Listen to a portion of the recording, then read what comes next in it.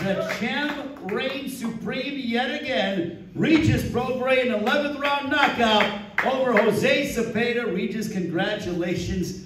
My goodness, talk to us about your performance. It was mesmerizing. You came into his backyard, you took out the crowd early in the fight, and then you finished it in spectacular fashion.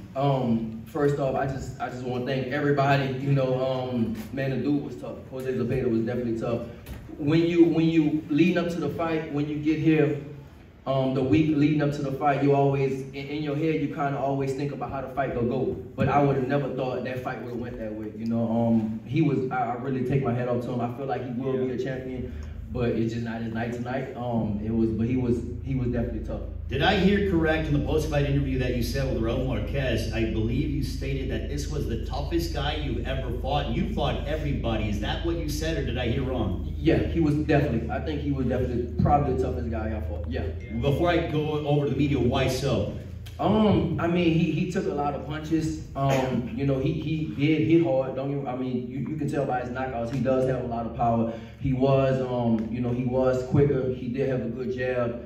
And he was just, you know, stronger. He definitely was strong. So yeah, I feel like he definitely probably one of my toughest opponents, if not my toughest opponent. All right, if you have questions for Regis Prograis, raise your hand. Also have to acknowledge Sam Kabatsky, Richard Schaefer, Bobby Benton as well, a part of Team Prograis, ladies and gentlemen. If you have questions for Regis Prograis, by all means, and state your media affiliation. Mohammed Mubarak with the Electronic Urban Report, EUROF.com. Tell us about the strategy that you came into that first round with. Did it work out evenly until the middle rounds, or how did it go in your mind? Well, first round, I wanted to come out. My coach was telling me go ahead and box him, you know, and I just knew he was looking for that left hand. I know he has big power in the left hand, so he was looking for that left hand. So for me, I definitely was watching the left hand, especially early. He caught me with a few of them late, but of course later the body is more tired, so it'll take some steam off of it. So the first round, I was just kind of, you know, looking for that, but then he was hitting me with some hard jabs. And then I think probably by the second or third round, I started kind of moving my head, and he was missing a lot of punches. When I started moving my head movement, the jabs was going over my head. All he hit me on the top of my head. And then after that, after a few rounds, he kind of caught on to that. So then Bobby told me, listen, start boxing again. And when I start boxing, that's when I start running into punches. And then, you know, 11th round, I caught him, and that was it. Steven Cordeño, KOR Sports. Congratulations, Regis, on winning the championship 2-time. During the fight, did you feel Zepeda was getting maybe a little weaker? You were breaking him down, maybe to the body towards the end, the last couple of rounds. Did you feel he was slowing down and that maybe you could get the stoppage before the fight? Yeah, definitely, for sure. I remember one good body shot. I hit him with a real good body shot, and I don't know if y'all can tell, but I hit him with a real good body shot, and he kind of, you know, like, he just kind of started balling up, and then it was like right at the end of the round, but then he still was hurt at the beginning of the next round, and I think that was like the beginning of kind of breaking him down. I probably should have, maybe I could have got the stoppage a little earlier if I would have, you know, stayed on the pressure, but yeah, he started getting weaker, and I felt that he was, I won't say that he's a front runner, but I felt like my win was better. So, you know, in a fight, I'm conscious about what's going on, so I'm looking at the cards, and I saw 10th round, then 11th round. I was like, all right. And then I told Bobby, I was like, listen, I feel like, you know, what you think the score is? You think that I'm winning? He was like, oh, it might be closer. You know, I have a lot of people in California, but at the same time, he's from California. So, you know, he was like, the scorecards might be closer than you think. So then I just picked it up, and then I got the stoppage. Right. Regis, you've told us even in your fighter meetings that you wanted to box because you wanted to box smarter. You started doing that, and then you started getting into a brawl, exactly what Zepeda was going to do. Right. Your corner was telling you, box. Right. Did that register with you, or did you just want to keep continuing with the firefight? No, he just pulled me into it a little bit. You know, for me, I guess I got the cojones, like everybody say, and you know, I just wanted to fight with him too. But that's kind of what he likes, and yeah, just when I boxed him, when I used the jab, it was, I won't say easy, but it was definitely easier. So yeah, just I wanted to go out there and box. And I mean, I feel like with this performance, I feel like I showed a little bit of everything. My gas tank is good. You know, I can go 12 hard rounds, at least 11 hard rounds. I boxed, I brawled, I banged. So I feel like I showed a lot, a complete package right now tonight. Congratulations. Thank you.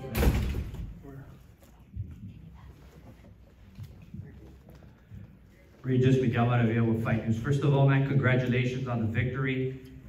The fighters that avoided you, you think they're gonna be calling you out now? You think you're? Yeah, of course. Yeah, of course. I mean, listen, these things. This thing here is like you know, gold, right? So everybody wants them. So yeah, of course, the last 3 years nobody said my name, and now I have this again, and of course now everybody will start calling me out. So it is what it is. That's just how I go. That's the boxing game. I'm not tripping about it. Regis, congratulations, Marcus Hayes, Fight Hub TV. Regis, walk us through the KO sequence and let us see it through your eyes. What do you remember about the moments before the fight stopped? Really, I asked Bobby, man. I was like, man, what was the knockout punch? Because I didn't know. I just saw him hurt, and after I saw him hurt, then I just kind of went for the kill, you know.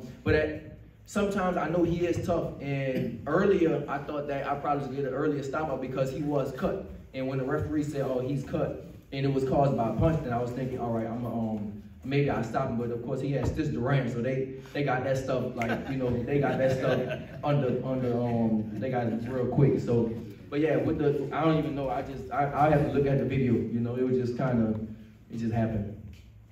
Regis, next question. Rich Ortiz here with the Fighter's Voice. I was going to ask you, like I always ask you, now that you have the belt, will you take on Jose Ramirez or Josh Taylor? But I just got a text from Jose. He said, "Tell Regis I'm proud he won. I was cheering him on and would love to face him. No questions for him, Richard. Just have him get some rest, and I would love to share the ring with him." Any response for that? That's cool. That's cool. I mean, I guess, right, it's no response to that's cool. Listen, Jose Ramirez been ducking me for 5 years, and now I got this belt that he's going to fight me. So, but listen, that's cool. We can now, listen, all right, it's cool. Thank you, Jose Ramirez. We'll fight. Listen, I want to start changing my personality because, like, I have an accent, and people think I'm, like, ignorant. Like, so I want to start being more humble. I'm really trying to be more humble and stuff like that now, so I want to kind of calm myself down. Next question. No, don't do it. Don't do it. Don't do it. Y'all want me to be cocky and arrogant? Yes. All right. Yes, sir. I think y'all want to be arrogant? Like, all right. I think we but did. my mom in here, she be telling me. I think we did pretty well with Floyd. This is Mark Taft, the former head of HBO pay-per-view. So you know. By the way, let's do it again. Come on. All right. Listen, you heard it right. Because I can be cocky and arrogant. Y'all want me to be like I can be cocky and arrogant. I can say bad words, all kinds of stuff. So we got the judges' scorecards, just so you know. It was 8-2, 8-2, 7-3 after 10 rounds. Okay, so I was winning. Yeah, okay, we were up by a bunch. Yeah. All right, cool. When did you start feeling like that power in that left hand was the one that you needed to use throughout the fight? Well, I mean, I felt like that from the beginning, but you know, both of us had the same power in the left hand, you know, so I was watching out for his and he was watching out for mine. And early in the fight, he was kind of staying away from me. I hit him a few times, like on the side of the head, but it wasn't really on the button. So it just took a little while so I can start fighting him. To the left over there. Regis, congratulations on a big victory. Taking the belt back home to New Orleans. Now moving into the fight, when did you realize that you had the puncher hurt? I know he's a slugger, he comes forward. Did you know somewhere through in the mid-rounds when he started backpedaling away from you, trying to move away from your power shots, did you realize, hey, I can go in for the kill, I can finish it, or did you just realize it in the minute? No, I mean, like I said earlier, I remember I hit him with a hard body shot, like a left-hand body shot. It was real hard. It hurt him, and so he started backpedaling. I knew that hurt him, but of course we fought through that round, and you know he had a break, and I came back after that, but he kind of healed up after that. So, yeah, I mean that's all. Moving forward, what do you want next now? An immediate unification, or are you just looking to knock down all the big names at 140 and maybe even move to 47? No 47. No. I want to stay at 40. I changed my diet around. I can make 140 probably for the rest of my career if I really want to. I'll let Richard kind of take over as far as maybe we do unification. Maybe I fight for the WBA. Maybe I do that. Maybe Jose Ramirez, he's a mandatory. Everybody know if I had a hit list, Josh Taylor would be first on my hit list. So I think it's a lot of big opportunities out there for me, but we'll see what they say. Yeah, it's one of the most loaded divisions in the sport, so there's certainly no shortage of names. That means big fights. Ramirez is the WBC mandatory, so we're going to see if we're going to do that. Or if a unification bout offers itself, then we might do that. And as you know, unification bouts trump mandatories, so we're just going to see what's the best. But today it's really, as I told some of you, and I mentioned it to Regis in the ring, today we're going to start the official start of the campaign. I have no doubt, based on the skills, his footwork, his punch power, everything, that he will become pound for pound the best fighter in the world. And you guys are going to see, and in order to become that, you need to have the right opponents as well. And he's at the right time, in the right division, with the right opponents, and he is the best of the division. Now that all mixed together is the recipe to become pound for pound the best fighter in the world. Yeah. We actually, I'll tell everybody, we have 2 mandatories coming up because Teofimo Lopez is right after already because he fought for an eliminator. So if we have to do the Jose Ramirez, Teofimo Lopez mandatories, that's one route. Obviously unification is another route, but the next 2 fights could be already lined up. Big fights. Last question. Right over here. Last question, Richard. Is this, are we looking at the formation of another World Boxing Super Series at 140? Well, I think sort of like been there, done that, but in a way it is, because I think these guys all want to fight each other, and I think that's the beauty of it, and we want to work with everybody, so we're not going to shut any doors, like I'm not going to work with this and I'm not going to work with that. Some other promoters do that, we don't. We're willing to work with everybody to give Regis the biggest fights. That's what he deserves, and that's what he's been waiting for. Thank you so much. Congratulations again. Regis, lastly, a lot of people that know your story, go back to 2005 now, after a night like tonight, 2-time WBC 140-pound champion. Go back to 2005, what would you tell young Regis Prograis that was being evacuated from New Orleans and going over to Houston? What is something that you would tell him if you had a chance to talk to him? If I talked to myself back then, I wouldn't even believe it. I really would. I would not believe.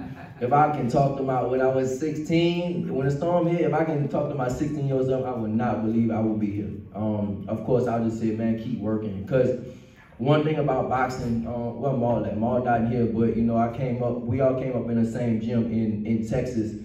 And with them, with the Charlo twins, with me, we wasn't the people that was on nobody's radar.